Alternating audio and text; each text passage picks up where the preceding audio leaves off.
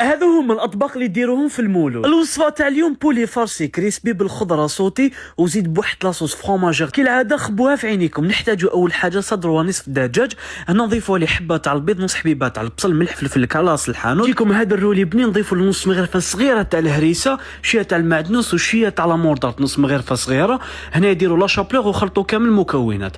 نروحوا نجيبوا الغلاف الشفاف تاعنا من عند لا مارك كينغ توب كيما شفتوا. اول حاجه لا كاليتي تاعو بزاف شابه وسوليد وزيد فيه ب 200 متر كيما راكم تشوفوا. اول حاجه نفتحوا هذيك لافاكس تاعنا على شكل مربع، نحطوا هاد لي فروماج تاع لي سلايس، هنا نص وحده برك، هذا مكان نوعيه تاع الفروماج اللي كانت عندكم ديروا. هذاك الفارسي تاعنا بهذه الطريقه، ربطوا هذوك الجوانب وزيدوا بالالومنيوم تاع كينغ توب. هنا خليوه يفور واحد نص ساعه هكذاك. في نفس الوقت بعد ما طاب هنايا نحيته خليته يبرد، جوزته في البيض من بعد في لا شابلور وقليته على نار اللي لازم تكون قليله. وهنا في نفس الوقت كنت فورت هذيك الخضره تاعي زروديه والمشط واحد ربع ساعه هكذاك.